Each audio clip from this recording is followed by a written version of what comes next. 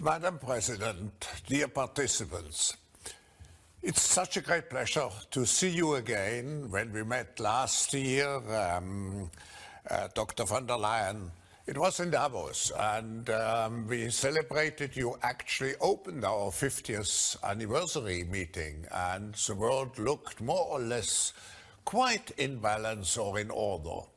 What year, and particularly what year for you, and as a European, I have to say I'm proud that Europe is back under your leadership. You had to meet so many challenges, short-term, like managing the Brexit, fighting the virus, but at the same time, you could also achieve success and advancement in building the Europe of the future, which means a Europe which is greener, a Europe which is smarter. And I could mention many other initiatives which you have undertaken, gender parity, biodiversity, and so on and so on. So what is important is to have your voice now at this critical moment, because everybody would agree that we have a short window at the beginning of this year to really restore trust, and you are in the center of many activities which will be decisive whether humankind can re-establish trust into our future. So, Madam President, we look forward to what you have to share with us, and maybe we have time for one or two questions. I'm pleased to invite the President of the European Commission, Ursula von der Leyen, to take the floor. Thank you very much, dear Klaus. Thank you, ladies and gentlemen, for inviting me again. And indeed, it's worth looking back. When I was with you in Davos a year ago, Donald Trump's visit was at the center of attention, and we were worried about the stability of our global alliances. And climate activist Greta Thunberg was also on top of a guest list full of stars. And indeed, my speech focused on the European Green Deal and, of course, digitalization. But at that time, other news very quietly were coming to us from China, and they were barely noticed by most of us. Few suspected at the time that this would be the start of a pandemic that a year later would still hold us in its grip. And yet, there were signs in Davos last January. Richard Hatchett, for example, the former White House pandemic advisor, he was a lone voice when he said, and I quote, "This is not a Chinese problem. This is a problem for the whole world," end of quote. And he was to be proven right. And a year ago, my bilateral talks revolved primarily around the question, would, for example, the US government impose punitive tariffs on European car makers? Today, a year later, we are worrying about whether democracy itself might have been permanently damaged in the last 4 years. And images like we saw a few weeks ago when an angry mob stormed the Capitol were beyond my imagination. And yet, the dangers that social media poses to our democracy were also already discussed in Davos. I remember sitting in a basement restaurant of my hotel with, among others, the business journalist Rana Foroohar and the former Google developer Tristan Harris. And you might have seen some of them in the documentary, The Social Dilemma. I can only recommend it. At that time, the activists warned about the business models of big tech companies and the consequences for our democracy. And they described how the economic laws of social media are eating away at the fabric of our society, and how fake news, driven by algorithms, spread 6 times faster than real news. They pinned their hopes on Europe. because the European Union had already proven that it is able to set standards that are respected around the world, such as with our General Data Protection Regulation, the GDPR. So the warning signs were already there in Davos. Ladies and gentlemen, there is no better place than the World Economic Forum to find out about the major trends in our society, or to be updated on what is keeping up at night entrepreneurs and philanthropists, or managers and the NGO community. To see how policymakers look at the future, but sometimes you just have to listen carefully. And this year, the World Economic Forum is once again asking the right questions with your initiative, Klaus, the Great Reset. We must learn from this crisis. We have to change the way we live and do business to be able to keep what we value and hold dear. If temperatures keep rising and nature keeps disappearing, we will see more natural disasters and zoonotic diseases. We have spoken a lot about the links between biodiversity loss and COVID. Now we must move to action. And to understand why, I want you to accompany me to a remote village in Guinea, just for a minute. There, a young boy playing next to a tree some years ago is thought to have been the first victim of one of the worst outbreaks of Ebola. A hollow tree had been infested by bats. The animals had been pushed towards the village because 80% of forests in the region had been destroyed. And we do not know exactly what happened there, but what we do know is that the boy became gravely ill and died a little later, as did his sister and his pregnant mother. And we do know just how tragic the repercussions were across Africa and the world. And if we don't urgently act to protect our nature, the next pandemic will be around the corner. And to those who prefer the business case, here it is. More than half of global GDP is dependent on high-functioning biodiversity and ecosystems. And it is from food to tourism, you just name it. And in the last World Economic Forum Global Risk Report, the top 5 global risks are all related to the environment. Almost 3/4 of the Earth's surface have been altered, and we see the changes in our everyday lives: less wilderness and wildlife, increasing temperature and extreme weather. And these developments are different sides of the same coin. In fact, they mutually reinforce each other. When we lose forest, we don't just lose green space or natural habitat. We lose a key ally in our fight against climate change. And this is why Europe will soon present a legal framework for the restoration of healthy ecosystems. It is why we will protect at least 30% of land and sea here in Europe. We are ready to broker the same ambition at global level at the next UN Biodiversity Summit in Kunming. This will have to be like COP21 was for climate, because we need a Paris-style agreement for biodiversity. Dear friends, this is one of the priorities of the European Green Deal. I presented to you indeed in Davos last year. 1 year on, this has not lost any of its urgency. Europe has set out to become the first continent to reach climate neutrality by 2050. And we have seen the momentum that this has generated, from South Korea to Japan, from South Africa to China.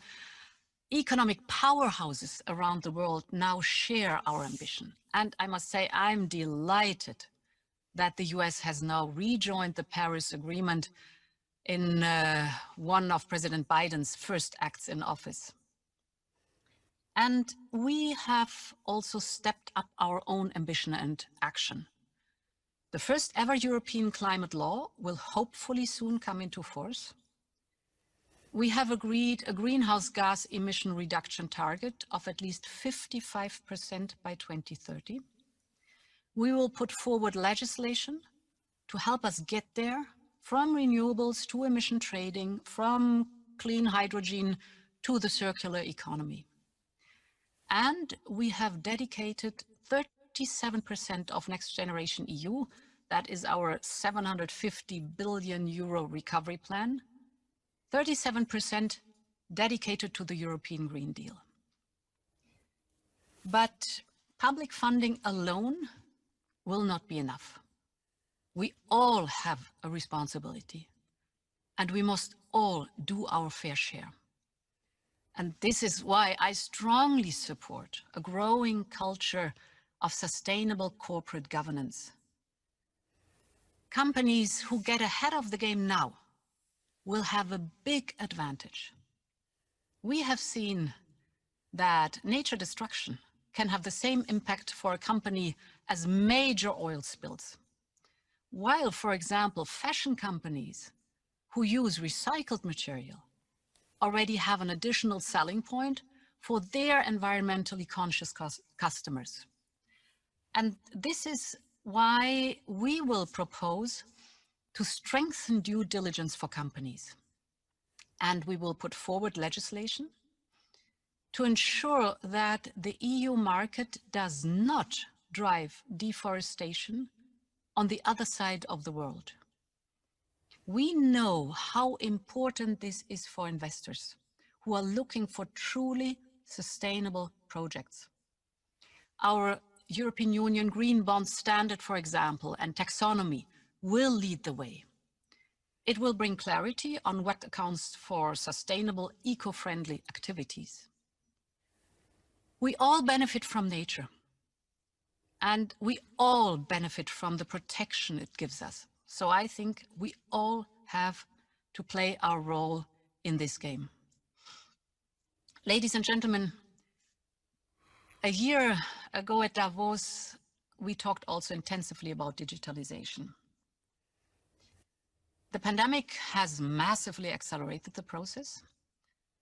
The European Union will dedicate 20% of Next Generation EU to digital projects, to nurture innovative ecosystems, for example, where universities, companies, innovators can access data and they can cooperate, to boost the vibrant startup scene we have in cities like Sofia and Lisbon, and to become a global hub for artificial intelligence, so that the 2020s can finally be Europe's digital decade. But for this to be a success, we must also address the darker sides of the digital world. Like for so many of us, the storming of the Capitol came as a shock to me. I mean, we are always quick to say democracy and values, they are part of our DNA, and that's true. But we must nurture our democracy every day and defend our institutions against the corrosive power of hate speech, of disinformation, fake news, and incitement to violence. And in a world where polarizing opinions are the loudest, it is a short step from crude conspiracy theories to the death of a police officer. And unfortunately, the storming of the Capitol Hill showed us how just true that is. The business model of online platforms has an impact, and not only on free and fair competition, but also on our democracies, our security, and on the quality of our information. And that is why we need to contain this immense power of the big digital companies, because we want the values we cherish in the offline world also to be respected online. And at its most basic, this means that what is illegal offline should be illegal online too. And we want the platforms to be transparent about how their algorithms work. because we cannot accept that decisions that have a far-reaching impact on our democracy are taken by computer programs alone. We want it clearly laid down that internet companies take responsibility for the manner in which they disseminate, promote, and remove content. And no matter how tempting it may have been for Twitter to switch off President Trump's account, such serious interference with freedom of expression should not be based on company rules alone. There needs to be a framework of laws for such far-reaching decisions. And this is why the Commission launched the Digital Services Act and the Digital Market Act in December. This is our new rule book for our digital market. And I want to invite our friends in the United States to join our initiatives. Together, we could create a digital economy rule book that is valid worldwide. It goes from data protection and privacy to the security of critical infrastructure. A body of rules based on our values, human rights and pluralism, inclusion, and the protection of privacy. So Europe stands ready. The challenges to our democracy, the pandemic, climate change. In his inauguration speech, President Joe Biden so aptly spoke of a cascade of crises. And indeed, we face an outstanding set of challenges. But we can meet them if we work together. And that's what we all have to learn again after 4 long years. That it is not a sign of weakness to reach out and help each other, but a signal of strength. And this spirit of cooperation is the only mindset which can help us tackle our challenges. The pandemic has shown the limitations of some of our old ways of working, but it has also created new ones in record time. So take the vaccine that will hopefully protect us all from COVID-19. What normally takes 5 to 10 years to develop a vaccine was achieved in 10 months because the world pooled its resources, scientists shared their expertise, and different manufacturers worked together. The European Union and others helped with money. Large sums were invested to build research capacities and production facilities early. Europe invested billions to help develop the world's first COVID-19 vaccines, to create a truly global common good. And now the companies must deliver. They must honor their obligations. And this is why we will set up a vaccine export transparency mechanism. Europe is determined to contribute to this global common good, but it also means business. And this is also why early in the pandemic, the European Union, together with organizations like the World Economic Forum or the Gates Foundation and Global Citizen, organized pledging initiatives to mobilize funding for the global coronavirus response. In the COVAX Vaccination Alliance, the European Union, together with 186 countries, will be securing millions of doses of vaccines for low-income countries. The point is that it is only by working together across borders and across sectors that we can tackle our global challenges. No private company or public authority can do it alone.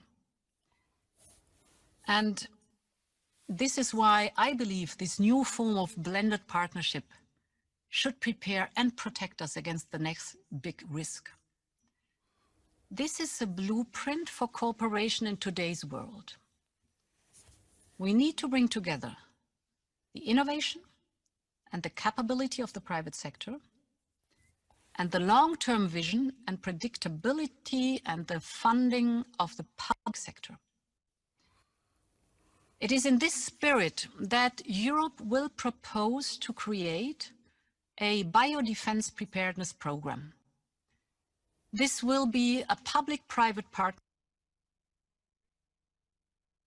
with European Health Emergency Response Authority, or in short, HERA. This new program, it will be proactive. We cannot wait for the next pandemic to start preparing. So this new program will be permanent, and it will be fully dedicated to discovering and preparing for known and emergent pathogens, and then developing and manufacturing vaccines at scale to respond to them. Second, it would secure long-term and predictable funding for this task, rather than reallocating resources every time. And third, it would bring together cutting-edge tech companies, blue-chip manufacturers, as well as regulators such as the European Medicine Agencies or the European Commission. We know that preparedness is everything. And we know that in a pandemic, there's no time to lose. We need this new public-private approach to detect earlier, develop together, and manufacture faster at scale. And this is not just true for pandemics or health, it is true for all major societal challenges. Ladies and gentlemen, from the protection of our democracy to the protection of our nature, Europe has everything to win from this new form of international and sectoral cooperation.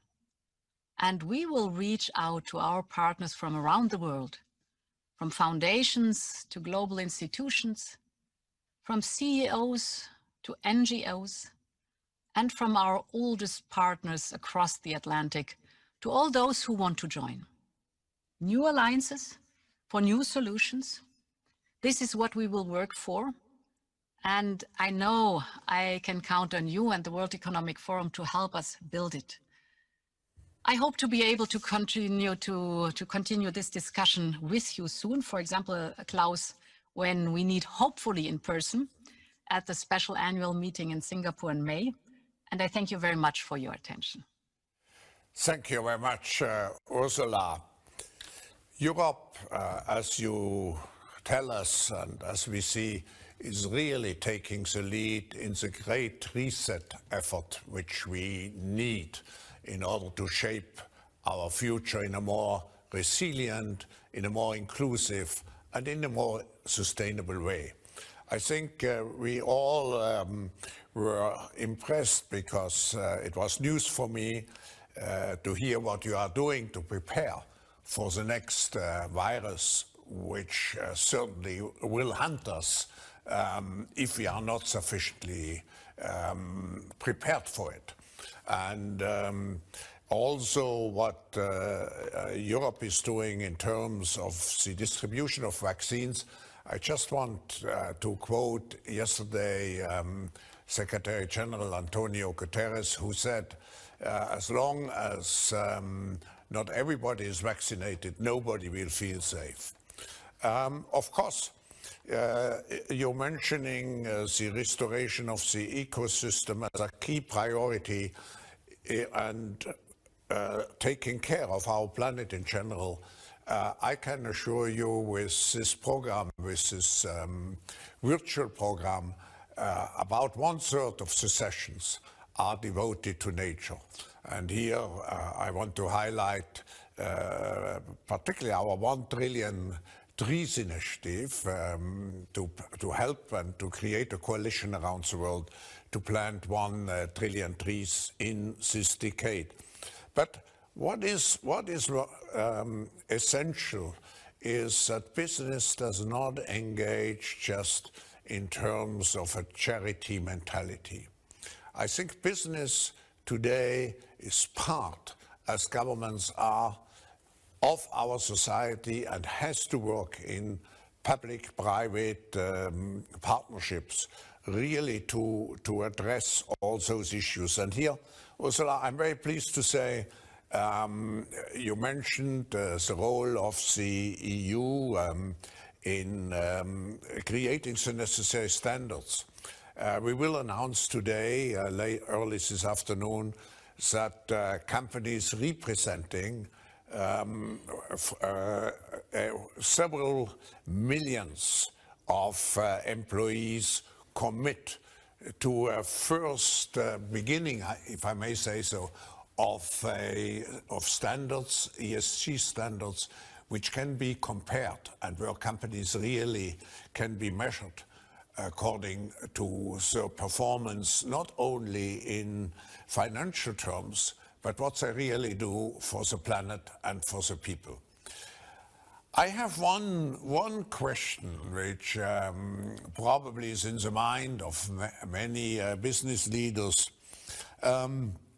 When we look, and it's a very practical question, when we looked at the next generation EU and financed by the EU budget with 1.8 trillion, and the objective is clearly to help companies to transit to climate neutrality by 2050, hopefully even earlier. But how is the practical link between this huge amount and what business are doing? How do you really translate this financial resource into practical business action? Yes. Klaus, first of all, the principle there is on one part the European budget, and on the other part there are national recovery plans that are guided by our overarching principles, for example, the investment in the European Green Deal.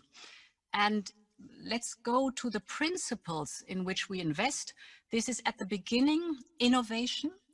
Innovation, we invest in innovation that is tailor-made innovation to fight climate change, because this is the approach we think is the right one, that it's our new growth strategy to move towards sustainable, clean production ways in a circular economy. The second point is interesting because you mentioned your initiative this afternoon. This is very interesting for us. The second point is that indeed private capital is looking for sustainable solution to invest in, or sustainable projects, green projects. And therefore we think it's important to create a framework for investment, and by this to steer the private capital to innovation and green projects. And we do this in two ways. First of all, we issue green bonds. So the capital raised at the market for Next Generation EU, a certain amount is issued or is raised by issuing green bonds. And we are right now developing a taxonomy that is a standard for green projects. And that's a framework for investment that would help investors who want to know whether a project is sustainable or whether it's more or less greenwashing, or whether it does potentially even harm to the environment. And to help them with this, this taxonomy is a framework that gives guidance. Then, indeed, the third point is carbon needs a price to send a clear market signal.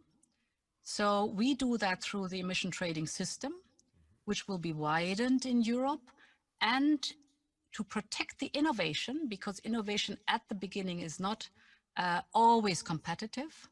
We develop a carbon border adjustment mechanism so that we can be sure that the innovation competes on the quality and does not compete with carbon heavy other old production ways. And the fourth is, of course, the big issue, that's investment through Next Generation EU. And there are myriad ways how business can benefit from Next Generation EU. Perhaps just very briefly, 3 examples. One example is we want to start a European renovation wave, because we know that buildings are responsible for 40% of greenhouse gas emissions. So this is why we have set our goal to renovate in the European Union 35 million houses in the next 10 years. And when you think about renovation, we talk about nature-based solutions, climate-friendly material. So all the innovative material you can use for that, and it will be a strong incentive for the construction sector, but it will also, of course, lower the costs for people who rent an apartment, for example, what energy is concerned. So a cycle that is very successful. Another example would be clean urban mobility for cities. So we support cities who want to decarbonize their fleets of buses, for example, choosing clean energy sources. And the third example of many others is hydrogen. We will create new European hydrogen valleys. And the investment in hydrogen will have priority in Next Generation EU. Because hydrogen is a very good example to demonstrate on how we work together with the private sector. So we have launched a European Clean Hydrogen Alliance. Over 1,000 companies have joined so far. And with this alliance, we want to look at the entire hydrogen value chain. So from the production to the distribution, and work on supply as well as on demand. And thus we synchronize the investments, bringing together the demand and the supply side at European scale, cross-border European scale. So the principle here with this investment is when we manage to join forces, that's the point when we see Europe at its best. And that is basically the essence of our single market. And this is how we think we should move out of the Corona world and shape our future. Thank you very much, Ursula. When I coined the expression reset and the Great Reset and wrote the book, many people asked me, what does it really mean in practice? In the future, I can say, listen to the speech of the President of the European Commission of today. I just want to highlight, in coming back to your speech, one very important element. We talked a lot about nature, but I think what you said about a values-based social governance system related to the utilization of the internet and all digital capabilities, I think that's also a very important point in your speech. Thank you again for joining us, and I look forward to seeing you hopefully in Singapore when we have end of May, and wishing you in the meantime, particularly in fighting, or wishing us all, particularly in fighting this virus, great progress and hopefully victory. Thank you, Ursula. Thank you, Madam President.